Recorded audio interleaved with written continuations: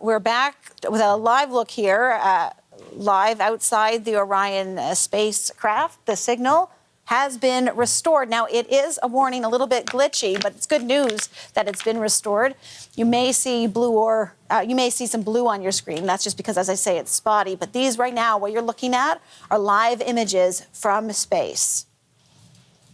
So I want to now bring back in our retired astronauts, Dave Williams and Clay Anderson, just to dig into a little bit of what has just happened as we are now regaining comms. Gentlemen, bit of a sigh of relief. Not that we didn't expect it, but I'm glad to see it's actually, that signal's restored. Yeah, no question. It's absolutely amazing what's going on right now. And all I can say is, wow, they're back with us. We get to share the information from the far side of the moon. Clay, what do you, I mean, I'm sure you're imagining what's going on in the minds of these astronauts. What are you thinking? Well, this was a part where when I was 9 years old in 1968, when they went behind the moon back then, and we had no communication with them, all we heard was static from the control room. And as a young 9-year-old, I was freaking out thinking a volcano erupted and blew them out of the sky. So when they came around the moon again and reestablished communication with mission control, I was one happy camper, and that was the moment when I decided I wanted to become an astronaut. So a lot of memories here for me. Well, that's a really nice story. I just want to point out to those who are watching that there is a little, we're seeing sort of the Orion spacecraft, and then there's a little sliver off to the side, and that is Earth. And so in addition to the fact that communication's being reestablished, these astronauts, they're headed home. Dave, I mean, that makes me almost feel a little bit emotional. I'm sure the families on the ground are feeling relief and a lot of emotions. It's a very big moment for all of us. You know, certainly for the crew, it's an emotional moment as they start to leave the influence of the the moon's gravity and head back towards the Earth and that free return trajectory. I think the families are going to be getting excited that everybody's coming home and on their way home. But, you know, as Clay pointed out earlier, there's a number of things that have to happen for us to be able to make that successful splashdown in the Pacific. Right. Okay. Well, Clay, let's revisit what you were telling us, because that is where we're going to start to turn our focus to, certainly in the coming days. But what are those things that should be on our radar? Well, they'll continue to test all their systems again on the way back, right? When they're just idly flying through space. Who would have said that? But they do have a lot of time to check things out and prepare their suits again that they're going to have to get back into for that re-entry into the Earth's atmosphere. And I'm not an expert, but the heat shield is a concern for some folks. I'm hoping it all goes very, very successfully so that Dave Williams can sing "Oh, Canada" when they hit the Pacific Ocean.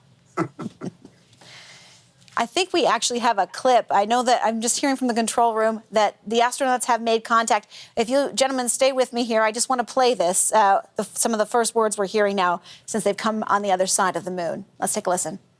After this target, they will get a short observation break. It's about an hour long, actually. Houston, integrity, comm check. Integrity, we have you loud and clear. How many?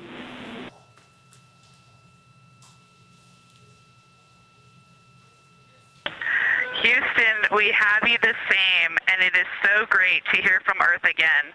To Asia, Africa, and Oceania, we are looking back at you. We hear you can look up and see the moon right now. We see you too.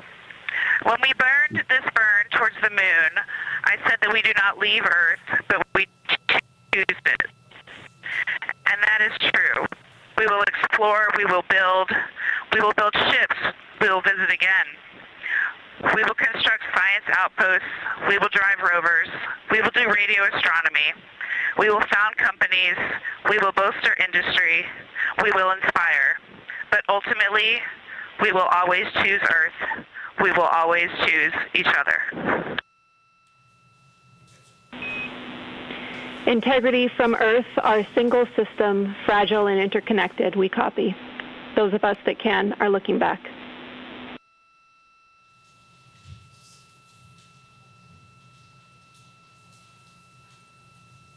Okay, so there you have it. That was the voice of mission specialist Christina Koch speaking with Houston. Her observations, I mean, that was really interesting to hear her, first of all, talk to those who are in Asia and Africa and say, hey, if you can see the moon, we're looking right back at you because we've just come on the other side of it.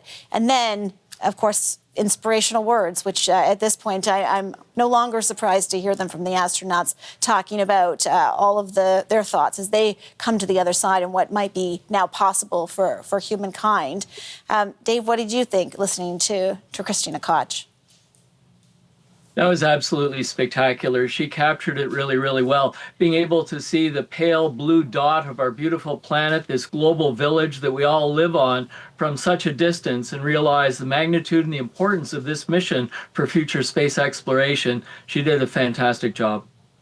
Yeah, you know, Clay, when she was talking about the future of space exploration, she talked about a number of things, including private industry. I mean, I think this mission is about a lot of things. What are your thoughts about the future for space exploration?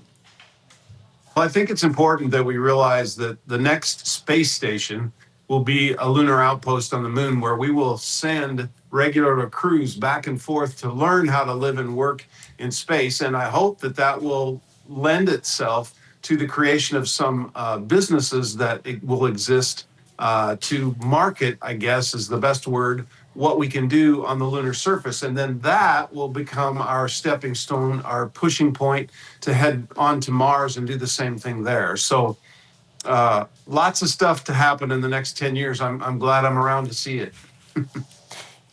Final question for you both. Dave, I'll start with you. And I just want to ask you about comments made by NASA Chief Jarek Isaacman over the weekend. I don't think it should surprise really anyone if you're talking to people within NASA and astronauts that the exploration is so important, and the idea of finding alien life, I mean, that's all part of it, isn't it? But the fact that he talked about, he said, chance of alien life goes to the heart of space missions.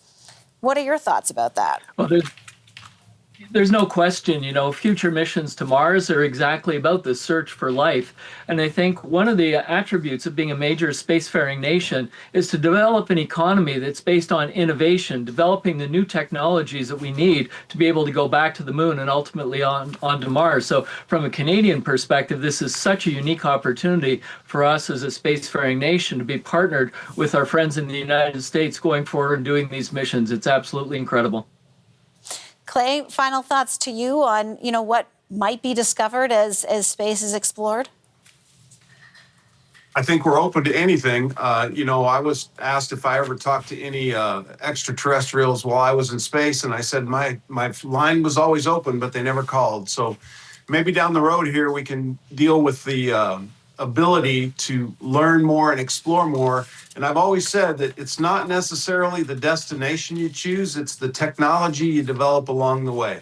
And now our destination is the moon. Our future destination will be Mars, and who knows where. But we have to develop that tech, as Dave said, to move forward into the solar system. Dave Williams, Clay Anderson, a pleasure speaking with you both. Thanks so much for being with us. Thank My you. pleasure.